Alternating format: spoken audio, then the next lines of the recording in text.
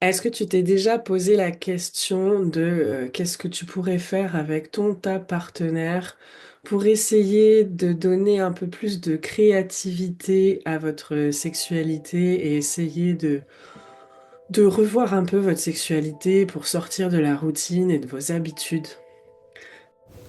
Sex Pense, un podcast qui te propose des interviews de personnes qui ont une sexualité alternative. Salut, je suis Lorraine Cosno, je suis sexothérapeute et thérapeute de couple et aujourd'hui j'interviewe une personne toute particulière pour t'aider à découvrir la sexualité sous un autre jour. Cette semaine, je reçois une personne hyper intéressante. On va lui poser plein de questions et justement, il va nous aider à répondre à tout ça. Alors, est-ce que tu peux te présenter pour nos auditeurs et auditrices? Merci déjà Lorraine de me recevoir. Je m'appelle Cédric, j'ai 42 ans. Non mais Donc, j'ai 42 ans. Je crois que j'ai dû m'arrêter. Je pense que je dois avoir 25 ans dans ma tête. Peut-être même un peu plus jeune. Non, j'ai 25 ans, je pense, dans ma tête. Et puis voilà, je vis en région. Je vis à Paris. Je vis à Paris. Et puis originaire des Antilles. Ok, Euh, que dire d'autre? Euh, je, je suis fondateur de la boxe sans tabou. trop bien. Du coup, aujourd'hui, t'aimerais nous parler de la boxe sans tabou? Pas que. J'ai pas forcément. Alors oui, je serais ravi d'en parler, mais en fait, j'avais envie de parler d'incarnation. Hmm, trop bien. J'adore ce mot. Tu sais, chaque année, je choisis un mot. Et justement, l'année dernière, mon mot, c'était l'incarnation. Et j'ai voué mon année à chercher comment je pouvais m'incarner. Et cette année, mon mot, c'est révélation. Donc, je vais vouer mon année à trouver comment je peux me révéler. J'adore, excellent, c'est top.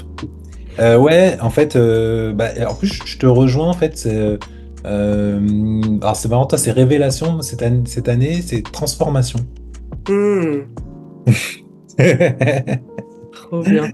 C'est transformation mais ouais, en tout cas, j'aime bien. C'est bien, tu sais, chaque année, en fait, les gens se donnent plein d'objectifs. Moi, j'aime bien juste poser un mot et essayer de voir finalement en quoi ce mot résonne.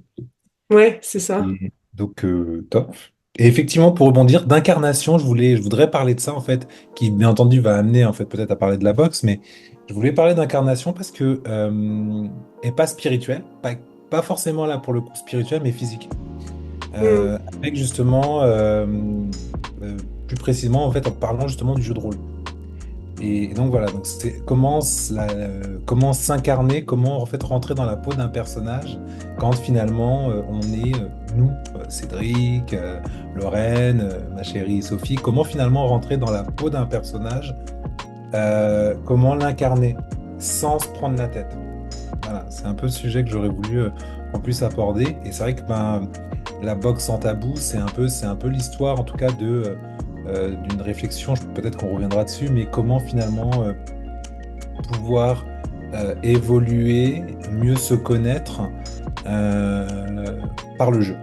Et je trouve que ce mot incarné, justement, est pas mieux pour représenter un petit peu ce qu'on fait et ce qu'on a envie de faire, en fait. Pour moi, en fait, ce mot incarné, c'est aussi de dire assumer d'être qui on veut être à l'instant où on l'a considéré. trop bien. Ouais, j'allais te demander justement qu'est-ce que tu penses que ça peut apporter l'incarnation, parler du sujet. Ouais. En, en fait, pour aller un peu plus loin, pour pousser cette notion, parce que le mot incarné, tu sais, ça peut vite être un mot un peu, ouais, j'incarne. Mais ça, pour moi, ça a une vraie volonté de se dire, euh, je veux me découvrir sur plusieurs facettes et il y a plusieurs manières de le faire. Donc ça peut être effectivement en lisant des livres, en écoutant des coachs, en faisant coach. Il y a plein de manières en fait finalement tu parlais de révélation, de s'incarner pour révéler le meilleur de soi-même. Et pour moi en fait c'est exactement ça en fait cette logique d'incarner, c'est que pour pouvoir se révéler, on a besoin en fait parfois d'essayer de se transposer dans un autre rôle. Euh, on Oui, va te Ben, totalement, c'est vrai que bah, typiquement, moi, je suis de prime abord très timide quand je connais pas les gens. Et pour autant, une des facettes de mon métier, c'est d'aller vers les gens. Et même les autres métiers que j'ai eu dans ma vie, ça a toujours été d'aller vers les gens. Et en fait, il m'a toujours fallu me dire que j'avais un rôle spécifique et une posture spécifique avant un événement où je devais aller vers les gens pour me sentir en capacité d'eux.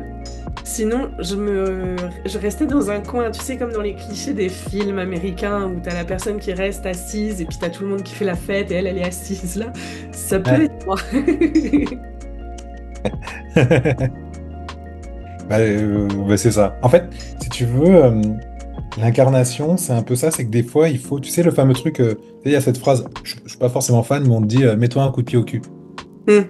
Et en fait, alors je vois pas l'incarnation de cette manière, mais je vois effectivement l'incarnation comme un booster pour te permettre de te dire, OK, avant de pouvoir être moi pleinement, je vais peut-être essayer d'endosser un autre rôle qui va me permettre de tester des choses dans lesquelles habituellement je n'aurais pas fait.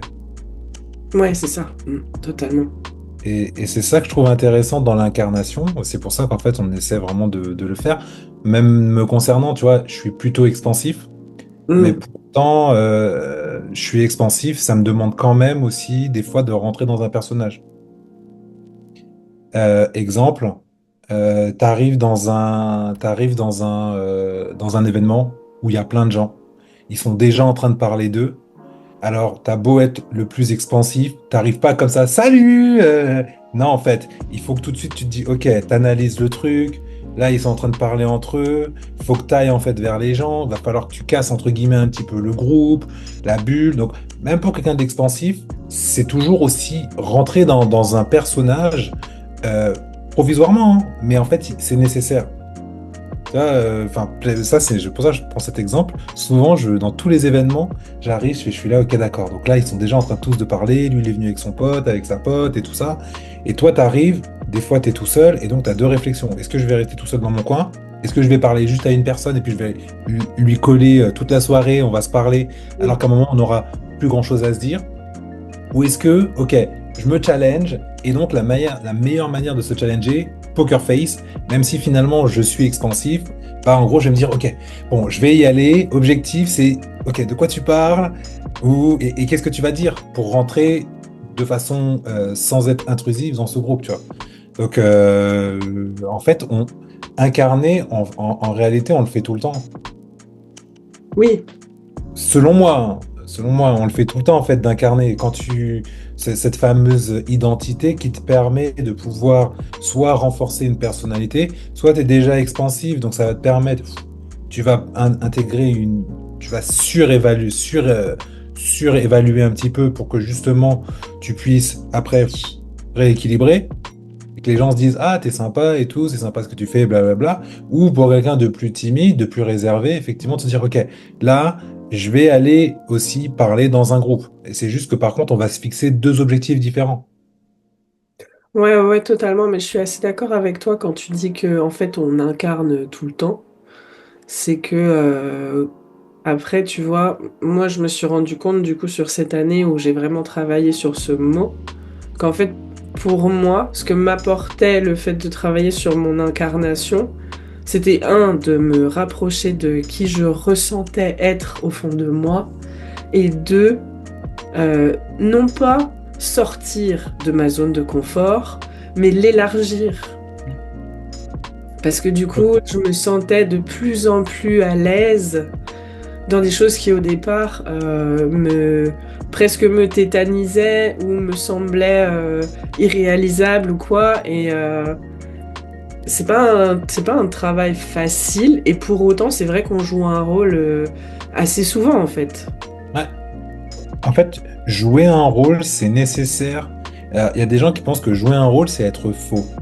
Alors que pas du tout. Jouer un rôle, c'est une manière de s'adapter à un environnement, à des gens, et on a besoin de jouer en fait ce rôle. Si tu joues pas ce rôle, en fait, tu restes là pour le coup dans ta zone de confort, Et donc, bah, ça t'empêche peut-être soit d'aller rencontrer d'autres personnes, soit d'aller en fait prendre des risques. Après, ça veut pas dire qu'il faut que tu sois tout le temps. Autre exemple, hier, je suis allé sur un salon professionnel, bah, justement pour tout ce qui est lié au packaging.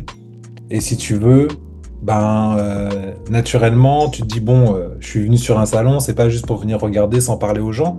Mais pareil, tu arrives tout seul, tu es une jeune entreprise, est-ce que tu es crédible? Est-ce que les gens vont vouloir t'écouter?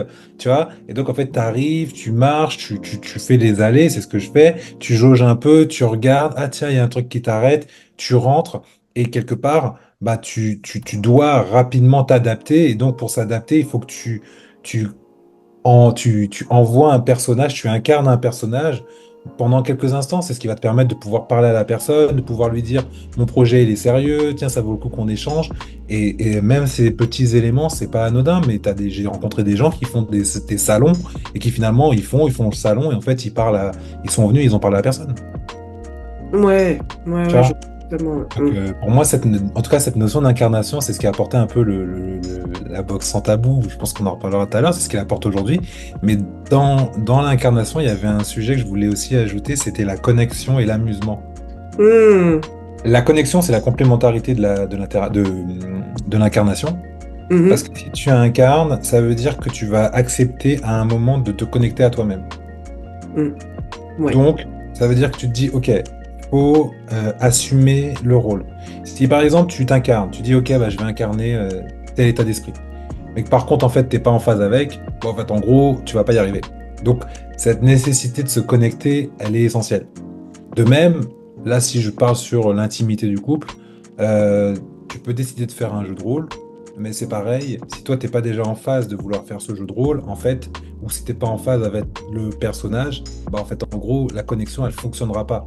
Elle fonctionnera pas avec ton personnage, elle fonctionnera pas avec, en fait, ta partenaire ou ton partenaire pendant le jeu de rôle.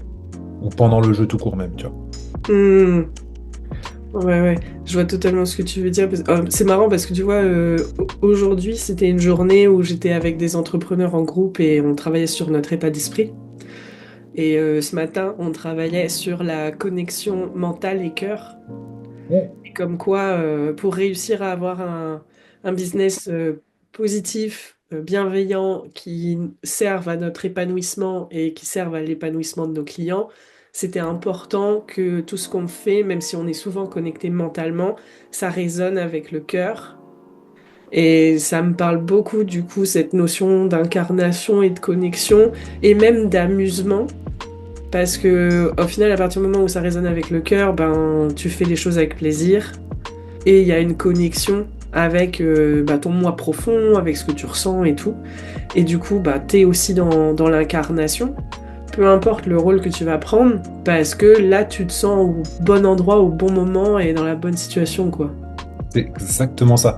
Et juste pour clôturer, tu vois, en fait, enfin, clôturer cette partie, mais la notion de l'amusement, bah, en fait, c'est la résultante. C'est-à-dire que si tu es prêt à incarner un rôle, un personnage, un état d'esprit même, en fait, si tu es prêt à l'incarner, donc si tu es en phase avec, ok, je vais être comme ça, de cette manière, ça va me permettre d'avancer, d'aller parler aux gens, ben, la dernière brique, c'est de se dire, ok, de quelle manière, comment je dois me positionner, est-ce qu'il faut que je sois sérieux, parce que finalement, la meilleure manière, c'est d'essayer d'y aller en s'amusant. Mhm. S'amuser, pour moi, c'est dans la notion, ok, en fait, on prend pas de risque, en fait, en gros. Tu vas pas, en fait, voilà, je te prenais l'exemple du salon ou d'aller parler à des gens. Bon, bah alors oui, effectivement, c'est challengeant. Si tu vas, en fait, avec l'état d'esprit de t'amuser en te disant, ok, mon objectif, c'est de parler avec trois personnes de sujets divers et variés, je sais pas moi, de voitures, peu importe. En fait, si tu t'apprêtes, en fait, si t'es prêt, en fait, à jouer le rôle de t'amuser, bah, en gros, naturellement, en fait, les choses vont se faire. Et plus tu vas être dans cette idée de t'amuser, et plus, en fait, tu vas naturellement, en fait, relâcher. Et en fait, ton rôle principal, donc ta personnalité au naturel, on revient, sauf qu'en fait, on le verra pas. Et que finalement, quelqu'un qui est plutôt réservé, comme il aura utilisé l'incarnation pour justement augmenter, en fait, l'énergie, Mhm. bah, au final, c'est-à-dire que cette énergie, tu vas l'utiliser peut-être pendant 20, 30 minutes, mais une fois que tu l'as utilisée, en fait, tu peux la rediminuer. Parce qu'une fois, effectivement, que tu es rentré dans le cercle social, bah, t'as plus besoin, en fait, en gros, d'être... En fait, peu importe, tu vois. Tu peux redescendre ensuite ton incarnation pour revenir, en fait, avec toi-même. Et tout ça, ça passe donc incarnation, connexion et amusement. Et après, tu ne dois garder, normalement, que la phase d'amusement. C'est-à-dire qu'une fois que tu t'es challengé, bon, bah, t'as plus qu'à continuer à t'amuser et à compléter ta soirée, en fait, tu vois. Hmm. Et comment t'amènes ça du coup avec la boxe sans tabou? Et c'est une très bonne question. En fait, si tu veux, quand tu dis comment j'amène ces trois éléments, incarnation, connexion, amusement, alors, en fait, si tu veux, pour moi, la boxe en tabou, je sais pas si je peux déjà un peu dire ce que c'est, mais l- Si, si, au contraire, explique-nous pour qu'on comprenne un peu mieux. alors, la boxe en tabou, c'est un concept d'escape game à vivre. Alors, nous, on le présente souvent comme un concept d'escape game ou de jeu de rôle ludique et récréatif pour adultes consentants. Le consentement est très important, notamment dans nos jeux, hyper essentiel. Donc, pourquoi en fait je dis ça? Euh, En gros, ce qu'on propose aux gens, c'est justement de prendre le temps de se découvrir, de se redécouvrir au travers du jeu. Et pour moi, en fait, justement, en fait, cette notion de jeu était très importante. Et donc, je me suis dit, je te raconterai un peu plus tard comment l'idée est venue. Mais en fait, cette notion de permettre aux gens de rentrer dans un jeu, dans un personnage, pour que finalement, ils n'aient plus qu'à jouer et à jouer pleinement. Et c'est ça que je trouve intéressant et c'est ce qu'on propose. En fait, en gros, on crée des histoires qui sont cohérentes, on crée les personnages, on intègre les accessoires qui vont avec, et ensuite les gens n'ont plus qu'à jouer. Donc en fait, on leur propose de s'amuser. Et donc si on reprend les trois étapes de la boxe sans tabou, on a bien effectivement l'incarnation, parce qu'en fait, les jeux de rôle, quand ils sont pensés pas juste en mode, ah bah tiens, si on crée en fait tel jeu, ils sont pensés à se dire, ok, c'est quoi l'objectif? Hmm. Donc, on pense déjà en objectif. Tu vois, je t'en présenterai un tout à l'heure, mais enfin, même les deux. Il y en a un qui s'appelle La Sensuelle et l'autre s'appelle La Clandestine. C'est les deux premiers jeux de rôle qu'on a lancés. La Sensuelle, si tu veux, on est dans cette recherche de connexion. La Clandestine, on est dans une recherche, dans une volonté de travailler plusieurs éléments comme la séduction, le rapport à soi, à sa féminité, à sa masculinité, ainsi de suite. Donc, en fait, à chaque fois, nos jeux de rôle répondent d'abord à une recherche, à un besoin. Et Ouais, c'est comme oui, ça. parce que du coup, quand on parle de jeu de rôle, on parle pas du policier, on parle pas de l'infirmière, on parle pas du cow-boy et des Indiens. Non.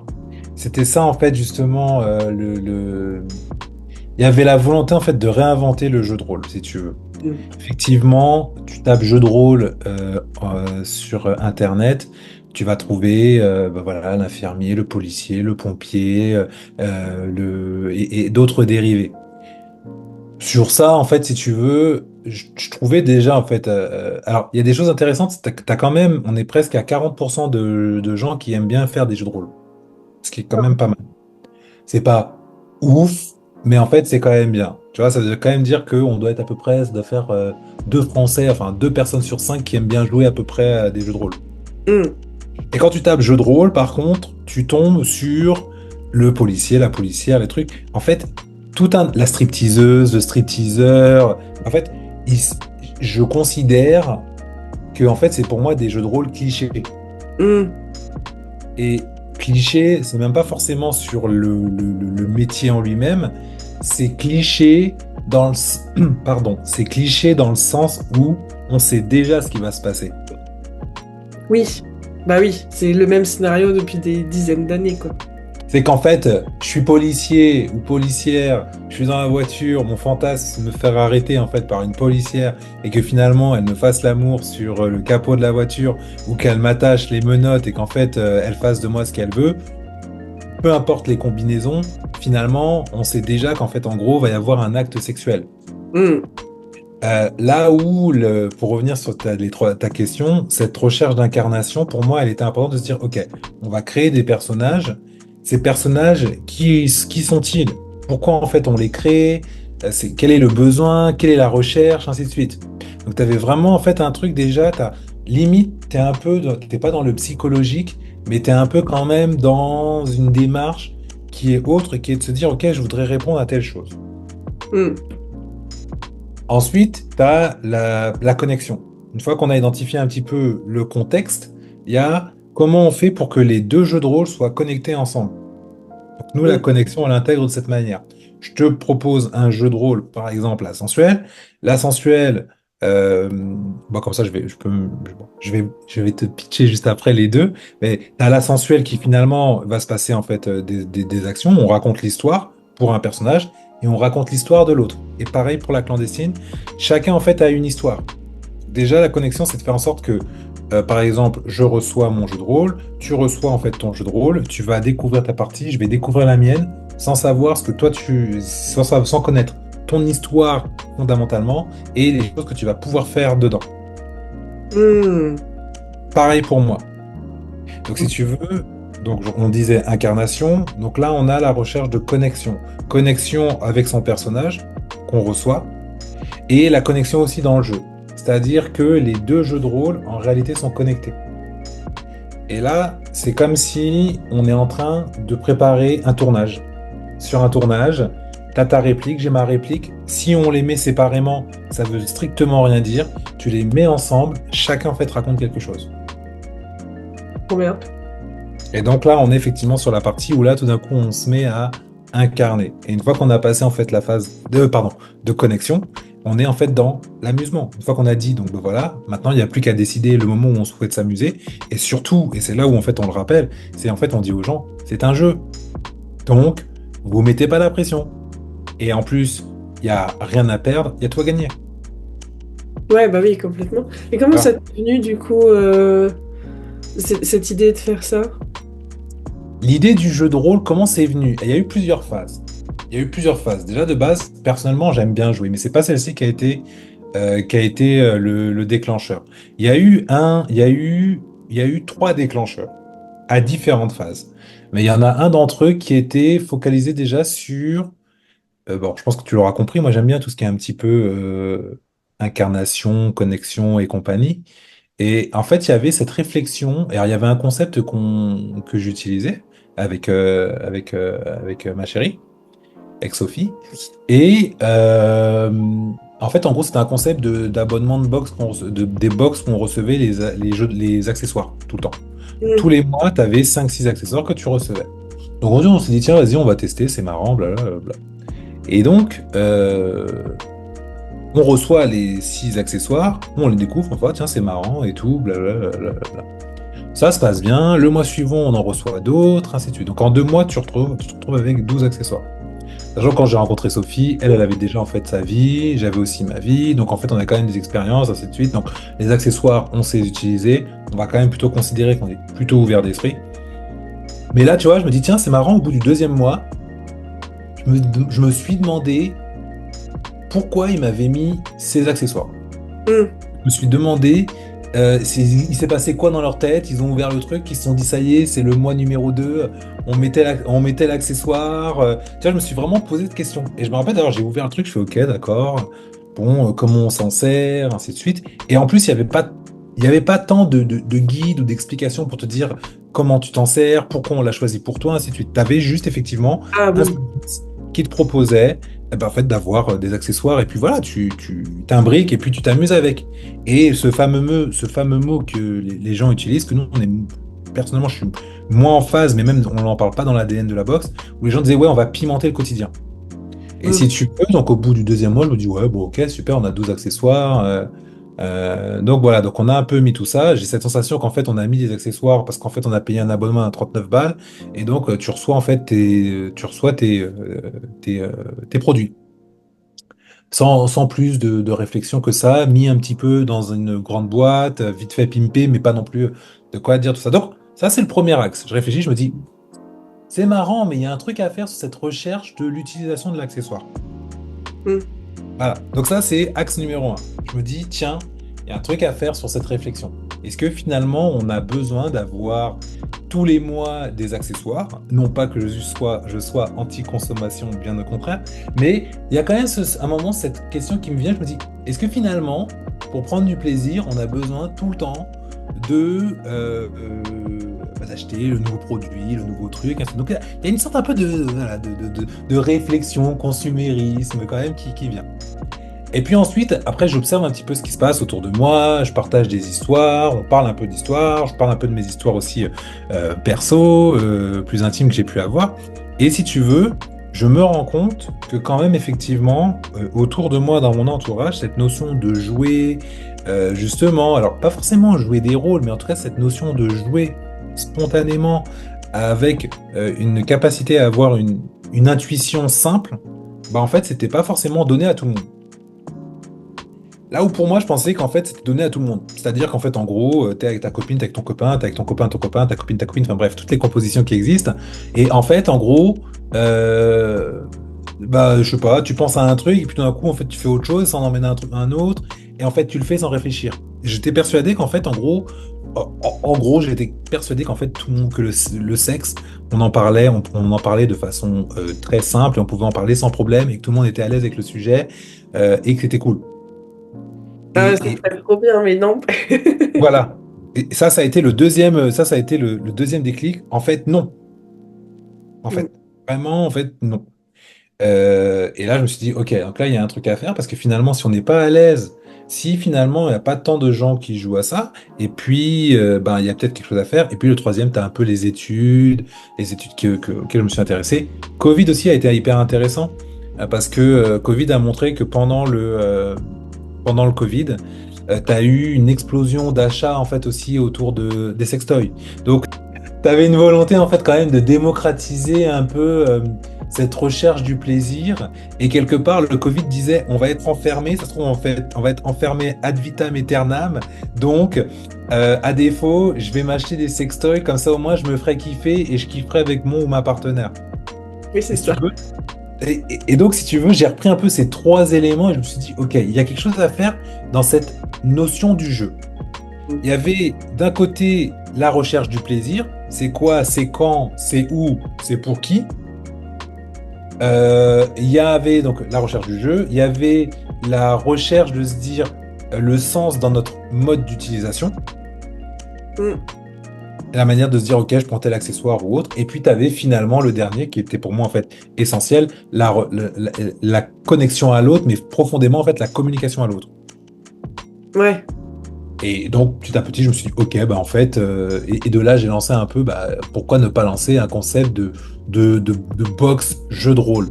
Mais au départ, si tu veux, c'était même pas jeu de rôle au départ. Au départ, c'était juste un concept de scénario pour s'amuser.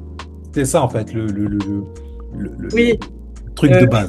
le fait qu'il n'y ait pas de mode d'emploi, toi, tu proposais un mode d'emploi pour Ouais, ouais. mm, Et tu avais donc cette recherche qui était importante, qui est de se dire, OK, si je veux intégrer l'accessoire, ce qui était ma volonté, en fait, était de se dire, je veux réintégrer l'accessoire, mais je veux que les gens comprennent pourquoi, en fait, ils vont l'utiliser.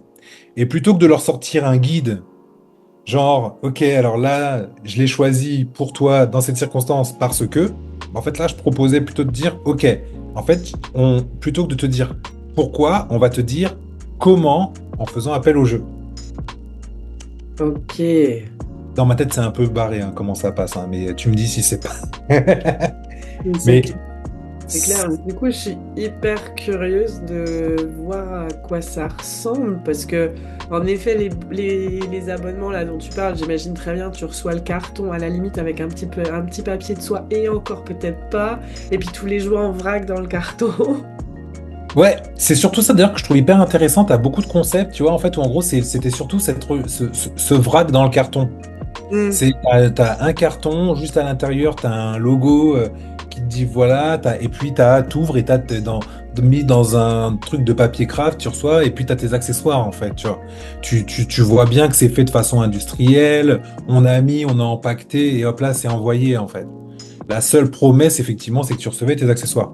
Et là, pour moi, je me suis dit, OK, il y a un vrai travail à refaire, tant sur l'expérience, c'est-à-dire la manière de recevoir ton accessoire, tes produits, peu importe que tu en aies 1, 2, 10, 15, 20, c'est cette manière de recevoir pour que ce soit pas juste, OK, on a mis en fait des accessoires à l'intérieur, mais qu'on a vraiment en fait intégré une expérience. Donc cette recherche aussi de l'expérience et surtout de te dire, ben, en fait, comment l'utiliser. Et en fait, en intégrant la notion du jeu, donc par exemple, alors, la sensuelle, là, je ne l'ai pas préparée, mais je vais te montrer une qui s'appelle la clandestine. La Mm. clandestine, on a en fait on a créé, une fois qu'on a créé les personnages, en créant les personnages, on s'est dit, OK, quel type d'accessoire on peut intégrer à l'intérieur? Et en fait, dedans, on se dit, OK, à quoi il va servir cet accessoire? Dans quelle mesure je peux l'utiliser? Ok. Tu vois? Et donc, en fait, on se dit, OK, donc là, quand je suis en train de faire telle mission, OK, super, là, je peux l'intégrer, là, il va se passer ci, il va se passer ça, là, la personne a fait ça. Et ça, c'est la force du projet. En gros, on fait pas seulement que penser le jeu de rôle et les personnages, on pense, on commence à se dire de quoi on veut parler. Ensuite, on a un environnement qui se crée naturellement. Et une fois que l'environnement il est positionné, on réfléchit à, OK, on a quel accessoire, comment en fait on veut l'intégrer dans le jeu pour qu'il soit au cœur du jeu et que ce soit pas juste une excuse pour dire, ah, au fait, vous avez le jeu de rôle d'un côté, on vous a foutu un accessoire ou deux, et puis voilà, et démerdez-vous avec ça. Mm. Ah, Donc, trop bien. c'était ça l'objectif qui est toujours, hein. Alors, depuis, on a affiné un peu les réflexions parce qu'il y a eu plein de tests, mais c'est exactement ça, c'était de se dire que je sois, et donc on revient sur tout à l'heure, je te parlais de la connexion. On a Mm. donc la connexion dans le jeu, mais on a aussi la connexion et la cohérence dans l'utilisation. Oui, ouais. Oui, il y a du sens, quoi. Il y a du Ouais, sens. ouais, Ouais. ouais, ouais. Voilà, c'est le mot. En fait, je suis très Monsieur Sens, moi, tu vois. Pourtant, je suis très barré, mais je suis très Monsieur Sens, tu vois. J'aime bien. Enfin, Sophie, à chaque fois, elle me fait, putain, moi, j'ai besoin faut que ça ait du sens. Et si, en fait, un jeu de rôle, il a pas de sens, s'il y a un moment, c'est pas cohérent, je fais, non, mais en fait, ça, c'est pas cohérent, ça marche pas, ça marche pas, ça, c'est pas logique. Dans la vraie vie, on ferait pas ça. Et j'ai aussi profité un peu, justement, de mon expérience pour me dire, tiens, est-ce que ça, je le ferais à tel niveau? Est-ce que je ferais ça à tel niveau? Est-ce que par contre là, on pourrait l'envisager? Et c'est là en fait où justement c'était l'autre complexité, c'est de dire aux gens, super, on va vendre un concept de jeu de rôle.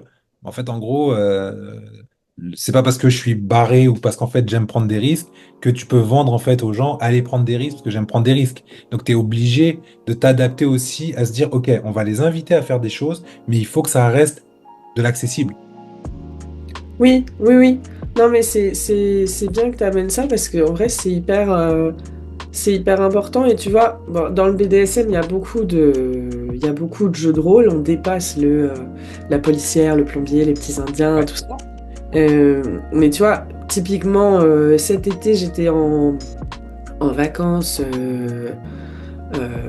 dans un truc sexualité positive et tout.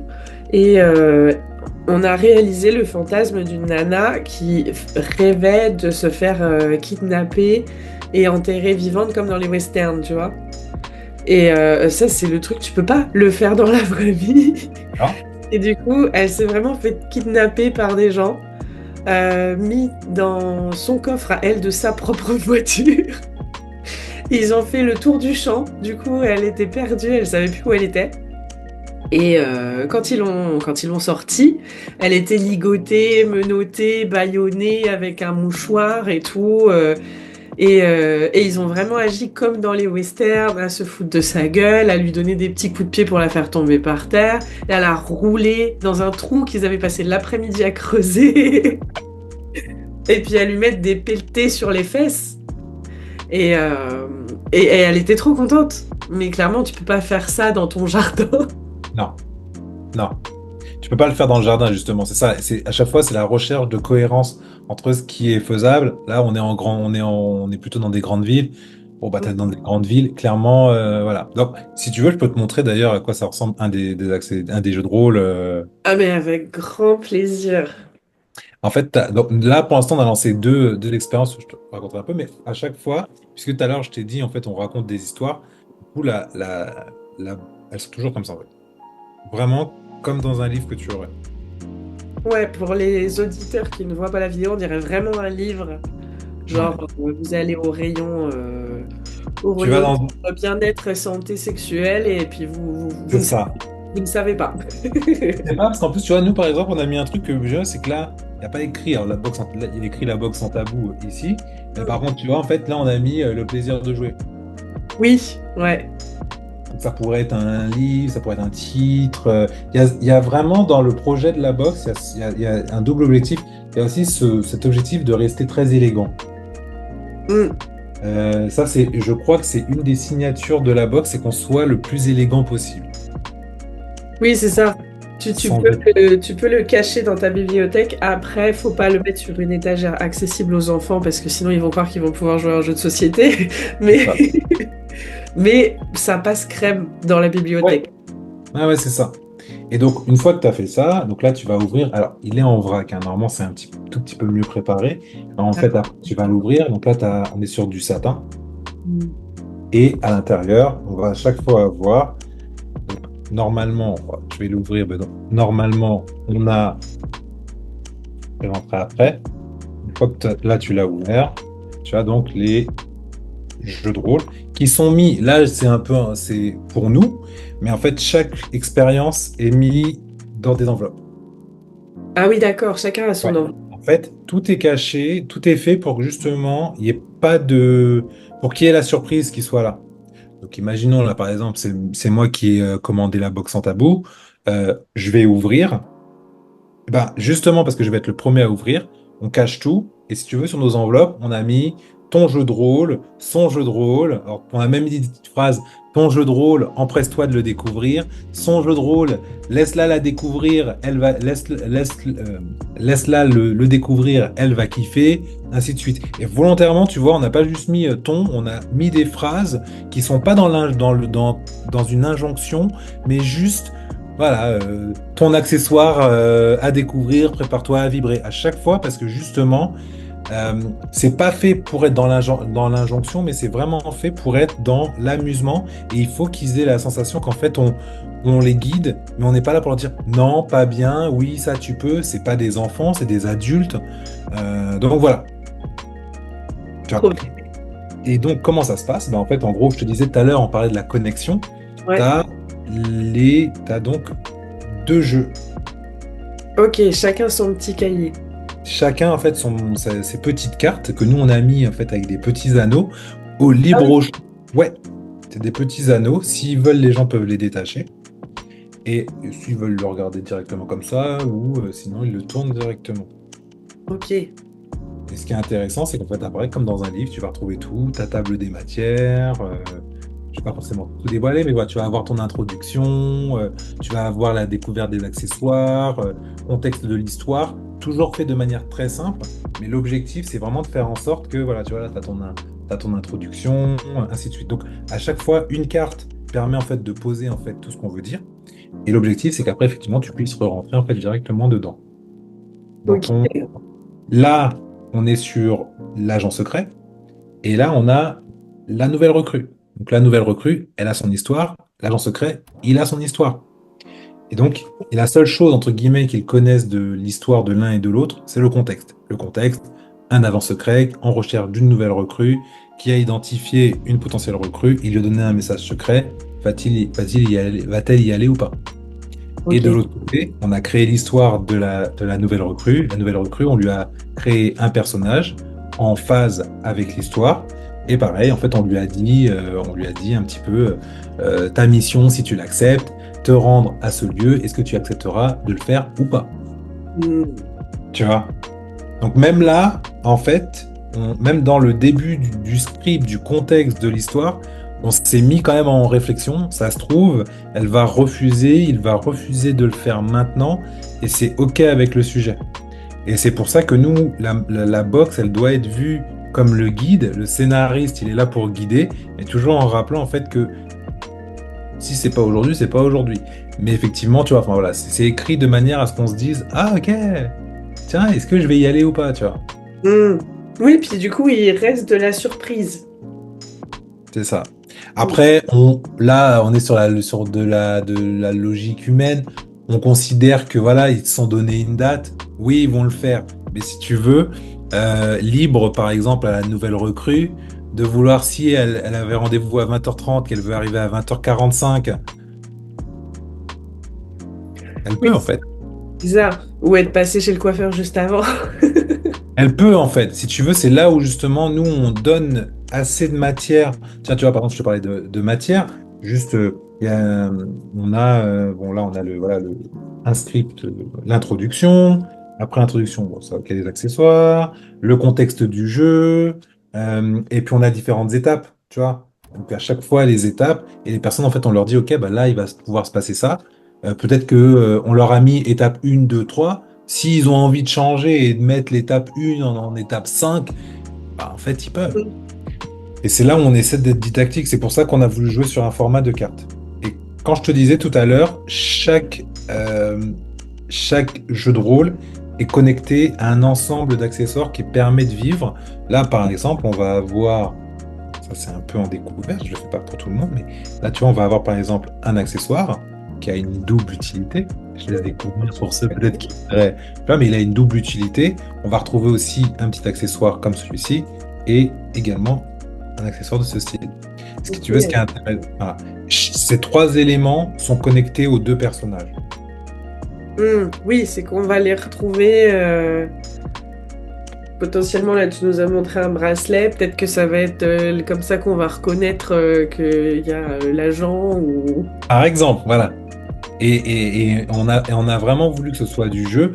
Donc, effectivement, pour prendre l'exemple pour la reconnaissance, il va se passer d'autres choses, des challenges que la nouvelle recrue va pouvoir ou pas, si elle décide de le faire. Ça se trouve, la première fois, elle va pas vouloir le faire. La deuxième fois, elle va vouloir le faire. Parce que ça, c'est une question qu'on nous a souvent posée. C'est ouais, mais en fait, une fois que j'ai découvert le jeu de rôle, ça y est, on l'a fait, on peut plus jouer avec. En fait, si. C'est que tu l'as fait une première fois, tu vas avoir exploré ton personnage d'une certaine manière, mais en fait, tu vas pouvoir le refaire peut-être un mois plus tard et tu vas explorer encore autrement. Le lieu pourra être un autre lieu. Voilà. Et Oui, puis j'imagine qu'on peut échanger les rôles. Si par exemple, moi j'étais la recrue, la fois prochaine, je peux être l'agent secret. ouais. Ce qui est même marrant, en fait, c'est que justement, en fait, euh, au départ, vous découvrez séparément vos jeux de rôle, vos liens. Deuxième phase, ensuite, effectivement, vous pouvez vous permettre d'inverser un peu. Il va se passer complètement alors, des choses plus ou moins similaires, mais en fait, tu vas pouvoir en fait modifier, moduler. Alors, pour revenir quand même sur ta question, je vais quand même mettre une nuance. Mais je voulais quand même dire, qu'est-ce qui se passe à la fin du jeu, Ouais. quand tout est terminé? Tout à l'heure, tu parlais de BDSM. En BDSM, on a d'abord le retour au calme, donc le fameux aftercare. Et j'ai essayé de repenser en fait à l'aftercare en me disant, tiens, comment on pourrait mélanger entre l'aftercare et la volonté de communiquer en fait ensemble. Hmm. Et du coup, bah, on a créé, à la fin du jeu, on a le débrief sans tabou. Ah, trop bien. Ok. Et donc, c'est, bah, voilà, comme son nom l'indique, c'est un débrief justement des deux personnages, sauf que tu reviens dans ta vie réelle. Cédric et Sophie, et par exemple. Et donc, en fait, ben, moi, je vais poser les questions comme si j'étais la nouvelle recrue, je posais la question à l'agent secret, comment tu t'es senti, et ainsi de suite, et autres. Et donc, c'est une ouverture au débat, justement pour dire, tiens, j'ai aimé quand t'as fait ci, j'étais pas sûr que je ferais ça au départ, mais je l'ai fait en fait au final, ainsi de suite, ainsi de suite, ainsi de suite. Et donc, ça permet de prolonger le jeu, de renforcer l'expérience, et donc, potentiellement, de réouvrir à une autre fois. Tiens, la prochaine fois, je le ferai de cette manière. Ouais, mais c'est hyper important parce que même, tu vois, juste dans des ébats classiques, on pense pas forcément à faire un débrief. Mais en fait, si on veut être en capacité de s'améliorer, si on veut être en capacité de mieux se connecter à l'autre, de mieux savoir comment faire plaisir et comment aller dans un amusement mutuel, Ouais. hyper important de débriefer, même si on le fait pas systématiquement à chaque fois, le faire de temps en temps, ça apporte énormément en fait. Ouais, et tu vois, même sur cette partie-là, je me suis rendu compte que c'est pas évident de le faire. Tu vois, même pour nous, hein, même pour moi, des fois, tu es là, tu fais, ah tiens, j'ai aimé quand t'as fait ci. Et en fait, tu te rends compte que tu restes un petit peu sur du classique. Mm. Et que des fois, tu sais, mais la question tout con, hein, genre, c'est, ah ouais, mais là, alors, quand je t'ai fait ci, t'as aimé, ou tiens, en fait, des fois, c'est même pas que t'oses pas forcément, c'est soit les instants te reviennent pas forcément immédiatement, Mm. donc en fait, t'en parles pas plus que ça. Ou X ou X raison, tu vois. Et finalement, il y a peut-être quelque chose qui qui peut être hyper frustrant de se dire, tiens, pour le duo, parce que nous, on parle plus de duo que de couple. Ouais. Si je pourrais dire pourquoi, mais mais on parle plus de duo que de couple. Mais en fait, en tout cas, je pense qu'il peut y avoir une certaine frustration à se limiter à alors t'as aimé quand j'ai fait ci, ouais, c'était sympa. Et voilà, là, le débrief permet en fait de revenir sur le personnage, de pouvoir avoir une réflexion un petit peu plus psychologique sur tiens, sur la psyché, j'aime pas le mot psychologique là, mais sur la psyché en fait du personnage, comment il s'est positionné, la posture, ainsi de suite. Donc on a ouvert le débrief avec, ouais, il y a quelques questions. Et en fait, ce débrief, ça sera une ouverture à refaire une autre fois. Et alors, pourquoi plus duo que couple? Pourquoi plus duo que couple? En fait, alors oui, effectivement, ça joue, le jeu de rôle, ça joue à deux. Sauf que dans ma réflexion, en fait, lorsqu'on a lancé le projet, on parlait de couple, je me suis dit, ouais, mais en fait, en gros, tu peux aussi ne pas être en couple et avoir envie de jouer, en fait, avec une personne avec qui tu t'amuses en ce moment, avec ton plan fun du moment. Euh, pourquoi se limiter, entre guillemets, au mot couple? Et plus largement, finalement, aujourd'hui, le couple, c'est quoi? Ben, en fait, avant d'être un couple, c'est un duo.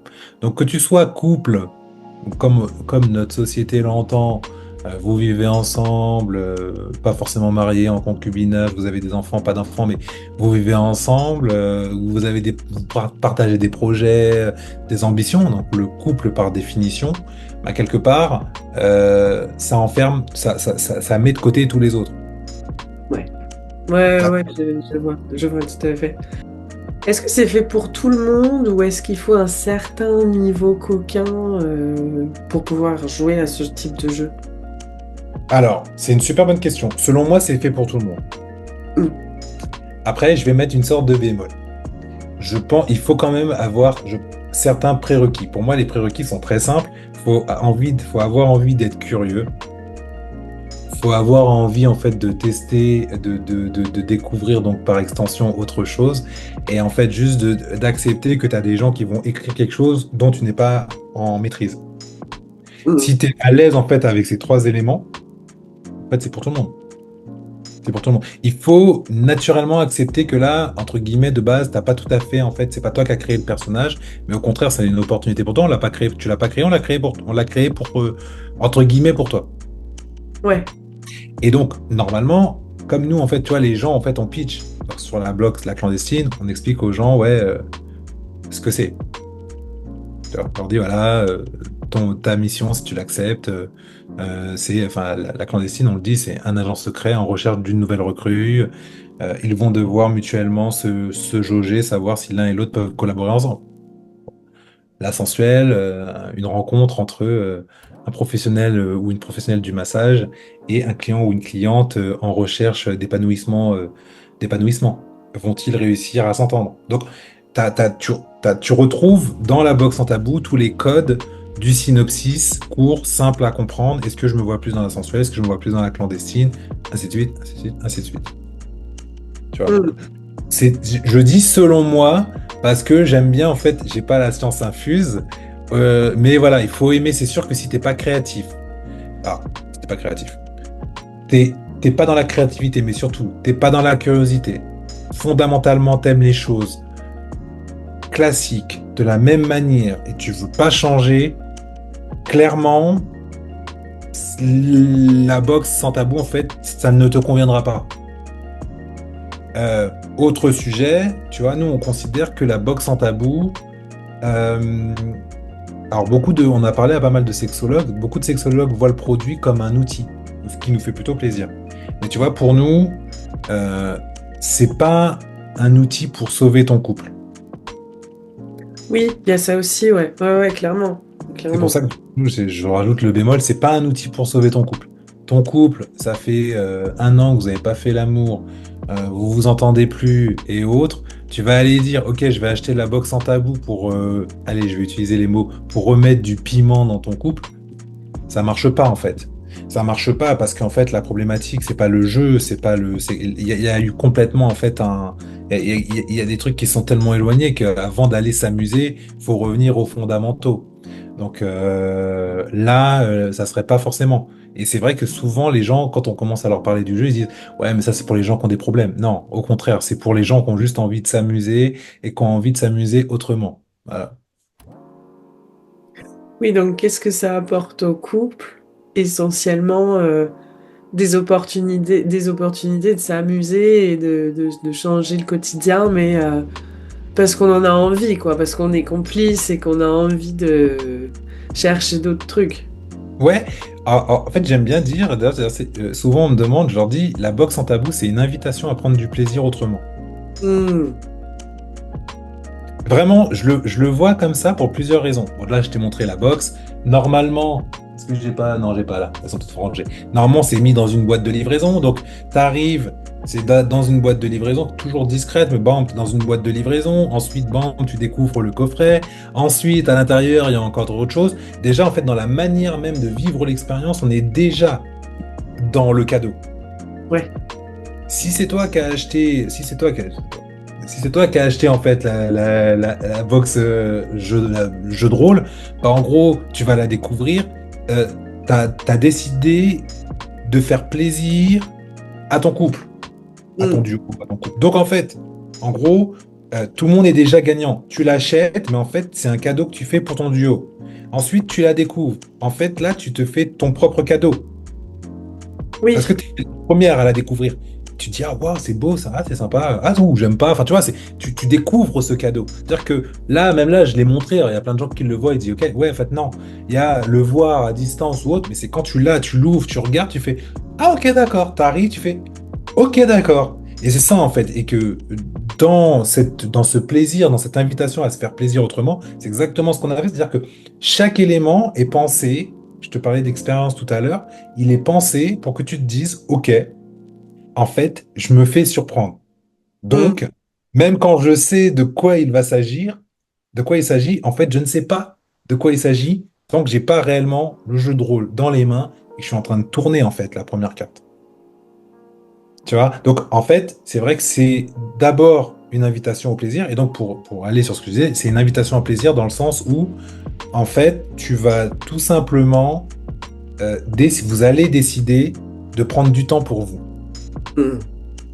C'est là où ça devient donc un cadeau pour soi. La boxe, ce projet, la boxe en tableau jeu de rôle, c'est pas juste un cadeau et puis vous vous amusez autrement. C'est aussi un moment pour se reconnecter un peu justement à cette routine. C'est-à-dire que on a cette routine qui tourne autour de notre tête tout le temps, tous les jours. Tu te lèves, le boulot, les enfants, enfin, cette routine en fait cavalière, je vais dire, qui quelque part, bon, en fait, nous fait un peu rentrer dans nos trucs. Bon, bah, à quel moment on se retrouve? Bon, bah là, on va faire l'amour. Non, mais j'ai pas envie, je suis fatigué. Tu crées de la frustration. Là, en gros, dans cette invitation au plaisir, ce qu'on dit, c'est, OK, vous l'achetez et vous prenez, vous décidez à quel moment vous le ferez. Exemple, demain, tu l'achètes, tu la reçois 3 jours après. Bah, en fait, dès que tu l'as reçue, t'es pas obligé de dire, OK, faut que je joue demain. Juste, tu dis, ouais, tiens, j'ai reçu un cadeau, tu la présentes à ta moitié, il découvre sa partie, tu découvres ta partie. À quel moment, en fait, ça te dirait qu'on joue? Hmm. Ouais, ouais, Ça, ouais. ça, on l'a pas encore intégré, tu vois. Ben, petit spoiler, parce que c'est vraiment ce qu'on va faire aussi. Dans les prochaines versions, on veut intégrer justement, OK, ben, dès que vous avez lu vos personnages, ben, pourquoi il n'y en aurait pas un des deux qui ferait genre, tiens, t'as reçu une invitation à une date, t'es dispo là? Et puis l'autre fait la même chose. Et en gros, ils auront convenu en fait de la même date. Ouais, je vois, ouais, ouais, ouais, non, c'est super. Mais du coup, euh, comment est-ce qu'on fait pour se fournir le jeu? Et puis, combien ça coûte, cette box? Merci beaucoup. Alors, aujourd'hui, on a plein d'objectifs. On aimerait rentrer prochainement dans des enseignes généralistes. Hmm. Parce que on a aussi rencontré beaucoup de professionnels qui nous ont dit que tel que ça a été pensé, on a vraiment l'opportunité de pouvoir rentrer chez des entreprises comme Cultura, Nature et Découverte. Donc voilà, on n'y est pas encore. Mais c'est vrai que quand tu as des pros qui te disent ça, tu te dis, ok, bon, d'ailleurs, confidence, hein, c'est ça s'est vraiment un peu accéléré en avril dernier quand on présente le concept en Espagne. Et en gros, tu as tous les pros qui nous disent, mais Cédric, le projet, il est fait pour entrer chez Cultura. On le voit tellement chez Cultura. On le voit chez Nature et Découverte. Et tu sais, quand tu as un pro qui te le dit, tu te dis, ouais, ok, vas-y. Et en fait, ils nous ont tous dit, ouais, non, mais en fait, le projet, il est fait pour rentrer en enseigne généraliste. Et là, tu te fais, ok, bon. Comment on fait notre feuille de route et tout, ainsi de suite. Et c'est là où on s'est dit, OK, on s'y remet dedans. Et il fallait qu'on travaille donc, notamment sur le prix, parce que là, ça, le prix, ça a été une grosse problématique. Et donc aujourd'hui, donc on a fait plein de choses, on a fait une étude, ainsi de suite, ainsi de suite. Le prix sur lequel on est arrivé pour à chaque fois donc un jeu de rôle pour chaque personne, minimum deux accessoires, des surprises gourmandes qui vont avec, on est à 89 euros TTC. Ok. Euh, Comme on vient de se lancer, tout juste, et que bientôt c'est la Saint-Valentin, en fait on a fait une campagne, en fait on a fait une campagne Ulule entre décembre et janvier, et donc on prolonge un peu l'opération. Donc en fait jusqu'au 14 janvier inclus, la box sensuelle ou clandestine, elle est à 59 euros au lieu de 89. Ok. Voilà. Et à partir du 15, elle passe à 89 officiellement. Donc voilà. Et où est-ce qu'on peut nous trouver? On n'est pas donc encore pas encore en enseigne généraliste. On peut nous trouver sur notre site internet laboxsanstabou.com. LABOXSANSTABOU, le plus simple du monde.com. Ok. Super. Ben, alors, on mettra le lien en description. Comme ça, si ça vous tente, si vous êtes curieux, curieuse, vous pourrez cliquer sur le lien et aller craquer pour l'une des box pour vous offrir ça pour la Saint-Valentin. Ça sera super. Donc en recherche de revendeurs. Ben, c'est important. Peut-être qu'il y en aura qui écouteront, on sait jamais, hein. Ben ouais. On est Ouais, ouais. coquins coquines, donc peut-être que dans les coquins coquines qui m'écoutent, laissons traîner. Ouais, en tout cas, on sait qu'on va y arriver. On veut rentrer dans des love rooms, on veut rentrer en. Je pense qu'on a on a de belles opportunités. Et puis voilà, faut aussi y aller à son rythme. Mais voilà, c'est vrai que là, on est motivé. J'ai la chance de bosser avec Sophie, qui est donc ma chérie aussi, mais de bosser avec elle. On la voit beaucoup moins, mais franchement, tu vois, c'est beaucoup de ce qui se fait, c'est aussi grâce à elle. Et sincèrement, c'est une grosse opportunité. D'ailleurs, gros bisous à toi, ma chérie, quand tu écouteras en fait cette vidéo. Mais franchement, tu vois, aujourd'hui, j'ai la chance de pouvoir dire bosser à deux sur un projet comme celui-ci. Je kiffe. Ah, vraiment. Donc, allez-y, faites-vous plaisir. Franchement, on fait les choses proprement. Et voilà. Et si je peux rajouter, les gens qui viennent, les personnes qui viennent effectivement aussi jusqu'à Saint-Valentin, on veut les faire rentrer dans le programme d'ambassadeur. Donc les programmes d'ambassadeurs, c'est qu'ils auront donc testé effectivement à 59 euros au lieu de 89 et on les intègre dans le programme d'ambassadeurs. Donc beaucoup d'avantages, notamment de pouvoir nous donner leur avis sur les prochains jeux de rôle, avoir des réductions en avant-première. Donc on est en train de le finaliser, mais voilà, c'est aussi ça, c'est que là on les fait vraiment rentrer. On comprend, c'est nouveau, les gens sont toujours un petit peu en train de se dire, ouais, est-ce que j'y vais? Non, mais je vais attendre que l'autre l'a fait, l'autre ait acheté ou qu'on ait énormément de visibilité. Et nous, en fait, on le comprend tout à fait. Donc on se dit, tiens, bah, donnons en fait l'opportunité aux gens bah, de nous découvrir à prix doux et puis justement de rejoindre l'aventure et de voir qu'en fait ce qu'on fait en fait on le fait de façon passionnée parce que franchement c'est hyper passionnant que de créer en fait des jeux pour les gens et de te dire ok attends on pense comme ça, il a vraiment été pensé de façon minutieuse et plus largement en fait de continuer à co-créer ce projet avec eux. Trop bien, c'est super.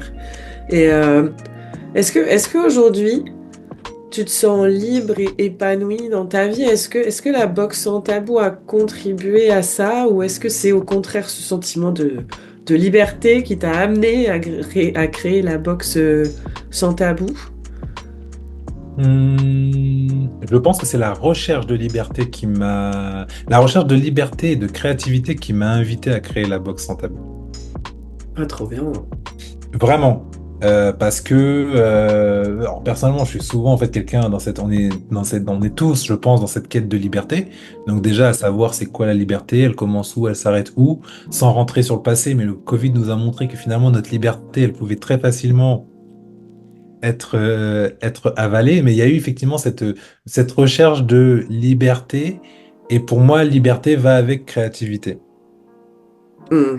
Et parfois, en fait, pour trouver en fait cette liberté, il faut comprendre sa créativité ou il faut aller la chercher. Donc nous, c'est aussi un peu ce qu'on propose, là, c'est de se dire, OK, ben, on vous donne de la créativité pour justement libérer vos envies, votre plaisir, et donc après, finalement, vous sentir plus libre. Et effectivement, si tu veux, pour reboucler un petit peu ce qu'on disait tout à l'heure, me concernant aujourd'hui, écrire aussi pour les gens, concevoir en fait les jeux de rôle, me permet en tous les cas effectivement de me dire super, comment je peux moi-même être plus créatif dans mon duo.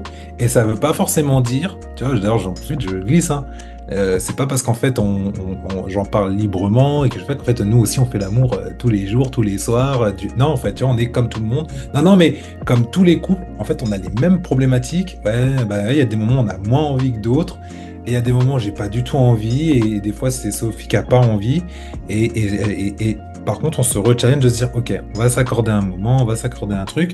Et ça, par contre, le fait d'écrire, de créer pour les gens, bah, en fait, moi, ça me challenge à me dire, OK, euh, comment ce qu'on fait aussi pour les gens, ça peut nous accompagner.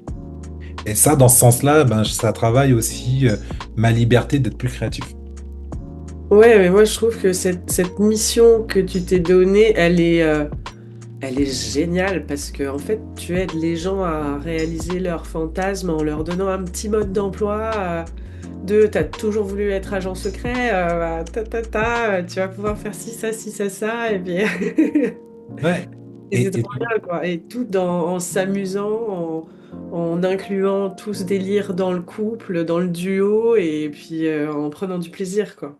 ouais. Mais tu vois, juste pour rajouter, c'est ça vraiment, il faut que les gens ils le voient. Alors, les deux sont top, hein, sensuel ou clandestine, les deux sont top. Il y en a une, c'est vraiment si tu es dans cette recherche de connexion à l'autre, tu es peut-être moins dans le pénétratif, tu as besoin de se retrouver. Notamment, on a eu pas mal de tests avec des femmes enceintes, des personnes, voilà, des postpartum, peut-être juste une libido un peu en descente, mais besoin en fait dans la connexion. La sensuelle, elle est parfaite. Tu vois, parfaite. Et la clandestine, elle est dans ce recherche. Alors d'ailleurs, on nous pose la question pourquoi clandestine? Parce qu'il y a eu un truc. En fait, l'idée de base de la clandestine, c'est qu'en fait, j'imaginais un bar de prohibition. Ah, Et en fait, le bar prohibition était des bars clandestins. oui, ouais. Dans les années 30, c'était exactement ça. Et si tu veux, le départ de la boxe de la clandestine, elle est partie comme ça. Je me suis dit, tiens, si on partait sur un jeu séduction exhibe où on aurait un agent secret. Tu sais, c'est parti comme ça. Et je me suis dit, ok, j'aime bien l'idée, comment on l'appelle? Et j'ai dit, bah, la clandestine. Justement, pour ce truc un peu, ok, c'est interdit, c'est prohibé, et c'est justement parce que c'est interdit, prohibé, que je trouve qu'elle porte très bien son nom, la clandestine. Je me Ok. permets de le glisser parce que plein de gens me disent, ouais, la clandestine, ça me fait penser un peu à un truc. Non, juste, en fait, des fois, faut peut-être revenir un peu juste au basique, au pratico-pratique, basique-basique. Et non, on n'est pas au 21e siècle. C'était passé dans cette idée de, tiens, on va imaginer voilà, Oui, on n'est pas dans Prison Break, on est plus en mode détective privé des années 30. c'est ça, En noir exactement, et blanc. exact, avec justement cette recherche de séduction, et pour ce que tu disais, on a essayé. Alors, je suis pas agent secret dans la vie, je sais même pas en fait, mais tu vois, effectivement, j'aime bien les séries et inspiré de séries et tout ça. Je pense qu'on a réussi à se rapprocher de ce qu'un agent secret aurait pu faire dans une mission. Hmm. Justement pour que, c'est pour ça que, tu vois, la clandestine, bah, vous êtes pas l'un à côté de l'autre. Juste, vous avez, en fait, on est en mouvement quasiment tout le temps. Et pareil pour la sensuelle. Parce que c'est pas juste, voilà, c'est là où en tout cas on a été très fort. Je le dis pas souvent, mais on a été fort parce que je pense qu'on a réussi à poser en fait un premier niveau qui va bien entendu s'affiner, mais on a réussi à poser un truc où, comme tu sais ça, c'est tu veux être agent secret, ou ça se trouve, c'est même pas, ça te dirait de rentrer dans la peau d'un agent secret. On a pensé pour toi on a pensé les contours, t'as plus qu'à rentrer dans le personnage. Hmm. Trop bien. Ça donne vraiment envie, hein. Moi, j'ai grave envie d'essayer. Je pense que je vais regarder pour. Non, mais Genre, vraiment, tu vois, pendant la. les jeux de rôle, alors Quoi?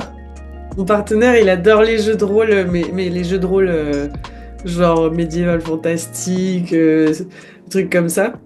Et ça, je pense que ça peut être marrant à mettre en place ensemble, tu vois. Ouais. Mais c'est ça. Et tu vois, d'ailleurs, j'en profite. Tu as dit aussi un truc intéressant. C'est vrai que dans l'idéal, je propose aux gens de découvrir leur jeu de rôle séparément. Mm. Ils peuvent aussi, c'est tout à fait possible, de se dire, on achète le jeu de rôle ensemble, on découvre nos jeux de rôle ensemble, mais par contre, juste, je te montre pas ma partie, je te montre pas ma partie. Et tu vois, en fait, ça peut aussi renforcer en fait cet instant complicité. On l'a choisi ensemble, on lit ensemble, donc on fait, oh, attends, il y a ça, il y a ça. Par contre, vous découvrez pas en fait ce que l'un et l'autre va faire. C'est le seul truc. Ouais, Et cet échange de complicité, il est hyper intéressant parce que là, ça marque encore plus. Ok, on va jouer et donc, ok, on joue quand? oui, c'est ça, c'est ça, c'est ça. Ça tease de fou. Tu vois, ça attise le truc. Donc il y a plein de manières en plus. C'est vrai que ça, c'est la question qu'on demande. Moi, mais attends, si bah, vous avez deux choix, soit vous voulez déjà le lire ensemble, tout à fait plausible. Nous, on a tout protégé, les enveloppes, tout ton enveloppe. C'est impossible de se tromper parce qu'on a mis des étiquettes partout pour savoir qui est pour qui est pourquoi. Donc de toute façon, tout est cacheté, fermé. Là, juste là, je l'ai montré. Et sinon, tout est cacheté, fermé. Donc dans tous les cas, voilà. Et ça pourrait, et ça peut être très bien, hein. Il y en a qui l'ont fait ensemble comme ça, hein. Hmm, trop bien. Donc, Mais on arrive à la fin. oui. Est-ce que tu veux ajouter quelque chose? Je crois que j'ai dit plein de choses. J'aurais peut-être envie tout simplement de te remercier de m'avoir permis de prendre la parole et puis de parler aussi de ce sujet. J'ai pu parler de la boxe, mais aussi voilà de cette notion, de cette importance justement peut-être de prendre le temps pour soi et de se rappeler que finalement jouer, c'est pas seulement quand on était enfant. Ouais. Ouais, non, mais c'est vrai. C'est vrai que c'est un truc. Mais même moi, je le réapprends à mes clients et clientes que l'émerveillement, c'est aussi quand on est adulte. L'amusement, c'est aussi quand on est adulte. La spontanéité, c'est des choses qu'on finit par perdre parce que ben, le monde d'adulte est dans un tumulte stressant de responsabilité, tout ça. Mais en fait, le plaisir et le bonheur, c'est dans l'amusement, dans la spontanéité, dans l'émerveillement. Tu vois, cet après-midi, là, dans mon truc d'entrepreneur et d'état d'esprit, on parlait de contemplation. Est-ce que la contemplation, la béatitude, tout ça, ça se cultive et c'est par des projets comme les tiens que, on peut s'en rapprocher. Et, euh, et en fait, il y en a pas beaucoup. Et c'est vrai que même aujourd'hui, on est beaucoup dans la consommation, je trouve. Ouais. Et même la sexualité est beaucoup dans la consommation, dans le porno, comme tu dis, dans les sextoys. Tu prends des box pour recevoir plein de sextoys tous les mois parce que tu sais pas quoi choisir et au final, tu sais pas comment les utiliser. Et le plaisir dans tout ça, on sait pas où il est. Ouais. Donc, d'avoir travaillé un processus qui nous permet de cultiver son plaisir par l'exploration, par l'émerveillement, par la surprise de l'inconnu. Moi, je trouve ça top. Merci. C'est super joli. Non, merci. C'est ça l'ADN, hein. C'est exactement ça. C'est ça. Donc vraiment, je trouve que tu clôtures bien en fait un peu notre échange. Mais c'est vraiment ce que j'ai envie de dire aux gens, c'est que c'est pour ça que il a été pensé. Juste pour permettre aux gens de se dire, tiens, je vais me rapprocher un peu plus de l'autre. Ça peut être aussi un outil de communication, hein. Effectivement, je comprends pas forcément pourquoi lui il a envie de ça, pourquoi elle a envie de ça. Je suis très bien en fait dedans, et c'est vraiment un outil de communication. Sauf que bah et le jeu encore une fois bah, permet de le faire parce que pendant un moment tu rentres dans la peau d'un personnage, t'arrêtes de penser sur tes peurs ou autres. C'est juste un moment de se découvrir autrement et donc de voir si dans la peau de quelqu'un d'autre tu serais capable en fait de le faire. Tu vois. Ouais, c'est ça. Et Trop bien. Mais merci beaucoup pour cet échange. C'était très intéressant et enrichissant. merci à toi. Et puis, à Je l'occasion vais en parler. de parler d'autres sujets, ce sera super. Avec grand plaisir.